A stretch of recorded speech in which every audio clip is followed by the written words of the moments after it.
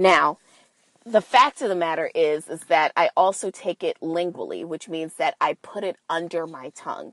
So it's a self-dissolve B12 vitamin. And unlike orally just swallowing it, pause. What I do with my time is none of your business, okay? But I'm just saying, so you, unlike swallowing it, when you put it under your tongue and it dissolves, your tongue's a muscle, so it's working into the bloodstream, right? Immediate gratification here. Now, my problem with this is that I think that these shits is keeping me up at night. But I'm telling you guys about it because I'm hopefully you'll take it correctly. Because maybe I think the problem is that I don't need to take it every day. I think I probably need to take it like 2 or 3 times a week. But if you have a problem with like just energy levels, take some B12, either take a B12 or go get a B12 shot. Your local CVS pharmacy, a lot of them actually give B12 shots, and they range in price between like $20 and $30. It is a must. Do it. Speaking of a must do it, so I don't want to be a hater, okay? And not even like in the Fat Joe kind of way, like not anymore. I just mean like I don't want to be a hater in totality. So my problem is that we have to talk about Cardi B right now. And I feel like I'm going to sound like a hater, but I would like to preface this by saying I love Belle Calise. Okay, I love Belle Calise. I went to Catholic high school in the Bronx. She's basically every Dominican girl that I went to high school with. I love her. I think she's a good time. But in the immortal words of Azalea V. Banks, I don't know that Cardi is that girl for us. Now, the whole pregnancy thing, do y'all believe that she's pregnant? I do. I do believe that she's pregnant. And I do believe that there is a concerted effort to now rush out her album and have her have this baby before she's due to go on tour with Bruno the Mars.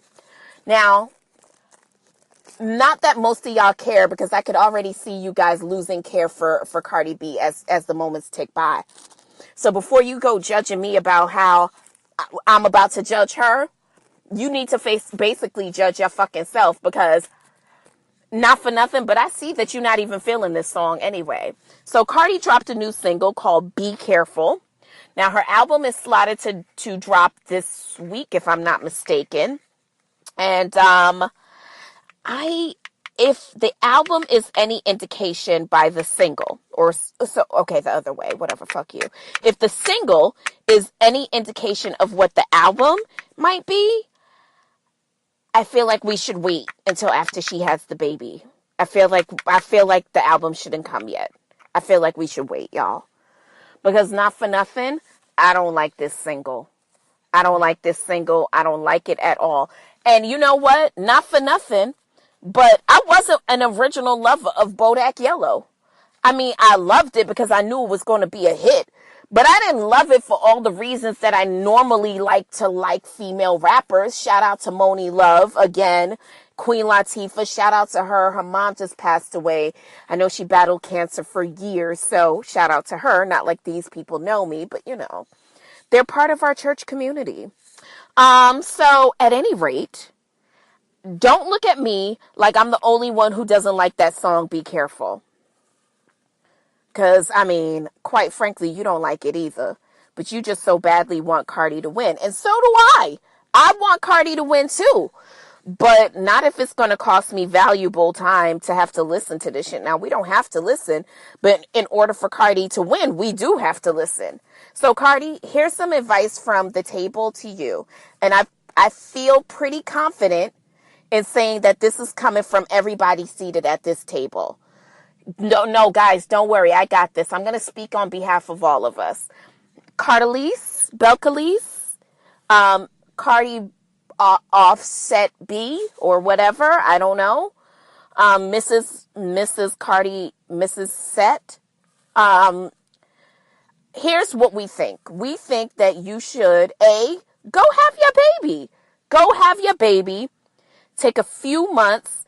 Just keep us engaged through social media and maybe do some funny Jimmy Fallon guest star and, I don't know, see if you could come on an episode of like Blackish or something, or Will and Grace or something like that. Just keep us engaged.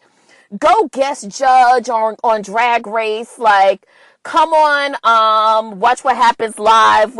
Do all of those things. You know what I mean? Be very Beyonce about this.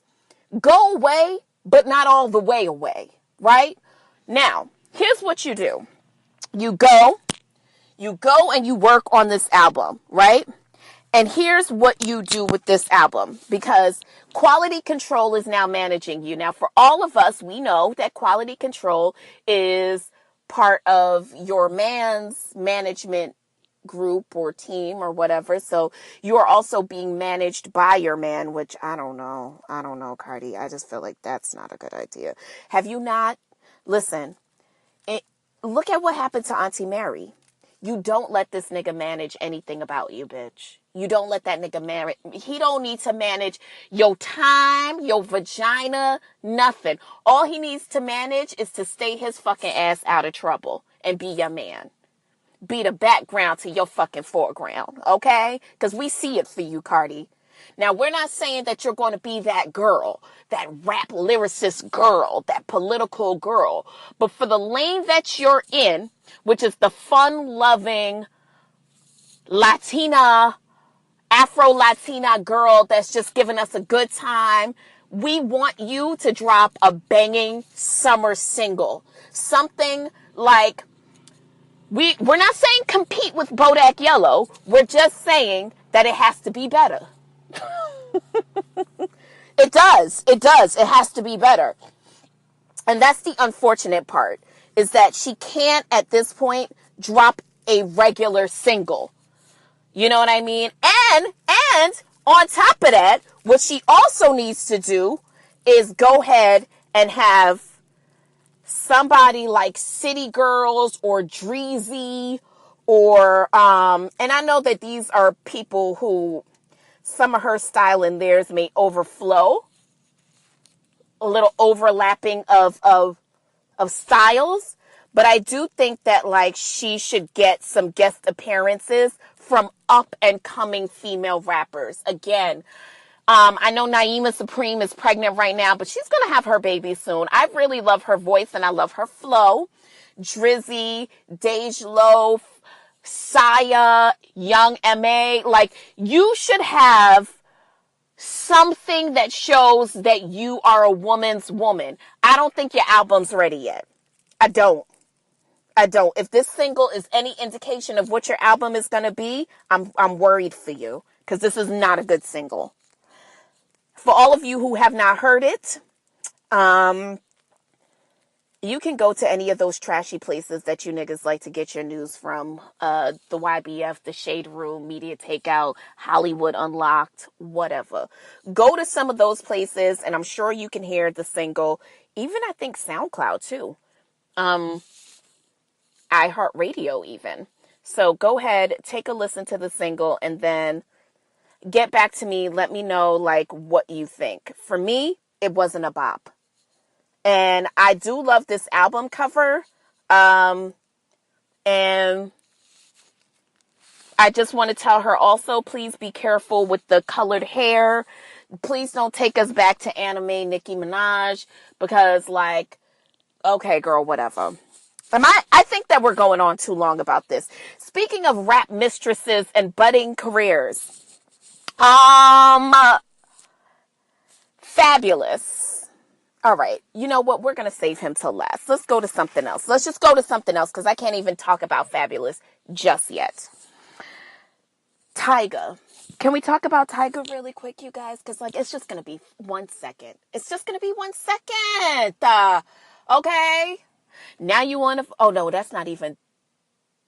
What song do Tyga sing, y'all? He said, Rack City, Rack City, Rack City, Rack City. I don't remember how it goes. But whatever, y'all know the song. Tyga is getting sued by Simon Cowell's ex-fiance. That's right. Dig the messiness. All right, so I'm going to create a long trail of nothingness for you. Simon Cowell's ex-fiance and Simon Cowell had a house together in California. Once the relationship broke up, as a parting gift, Simon Cowell gave this woman the house. She then rented said house to Tyga after Tyga broke up with Kylie Jenner, who is now mother to young Stormy, whose father, Mr. Webster, Jacques Webster, is Travis Scott. Okay, so why did I just take you on that roundabout?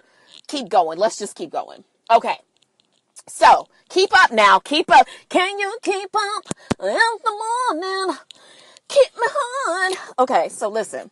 Right? Why did Tyga use his 5-year-old son's name to rent this house? Now, if you are from the hood, right? This is nothing new. You ever had your mama put the lights in your name, or the phone in your name, or the heat in your name, or the water in your name, or the department in your name? Well, that's what young Tyga did. So now not only is Tyga being sued for unpaid rent, also 5-year-old King Cairo is also being sued for unpaid rent. Tyga, you are the scum of the fucking earth, but you are also just a hood man. You just a hood booger, that's all. You just a hood ass nigga. You know that? Now, the reason why you are being dismissed from the table and you now have to go sit in the corner while everybody else seated at the table is going to look at you and point at you in shame. And you know what? Young King Cairo and young Dreamy, we don't get to pick our parents. We don't. You know what I mean? It's just kind of luck of the draw. But these two adorable little nougats, boy, they did not strike out in the parent lottery. Your parents are Tyga and Black China. My God. My God. We just going to have to stretch our hand. Everybody, you know what? Everybody, do me a favor right now. Right? No. I'm not kidding. Right now. Stretch out your right hand. Palms extended. Not in the Hitler style. Don't be racist. Now, bow your head, close your eyes, and let's just say a prayer. Because I feel like here we are all gathered at the table, right? That's what the shit is called, a seat at the fucking table. Here we are all gathered at the table. We've got a lot of shit to unpack today, one of which is your parents putting the rent in your name and you're 5. So let's just continue to keep our hands outstretched for young Cairo and young Dream because they did not hit the parent lottery. All right. So let's just keep going. Are we sure as of yet who bit Beyonce? Do we know? Because I can't say that I'm all the way sure that I know who actually bit her. Now, everyone is kind of still up in arms about this. And I got to tell you guys, I can't say that I care. Here's my theory. Hear me out. Not for nothing, but I think that this whole like who bit Beyonce thing and this whole Tiffany Haddish, whatever, all of that involvement, I just think that this is all for stunts and games, shits and giggles, if you will, smokes and mirrors, okay? Because not for nothing, no one breaks the intersanctity of a Beyonce relationship unless they know that it is for a reason. I feel like every time Jay-Z and Beyonce are about to do something, either one of them, there's always some craziness surrounding them. Hello, elevator gate. There's always something. It can't be without the fanfare of a little bit of, ooh, what? What's going on now? I mean, I will say this. This is show business, you guys. Show business.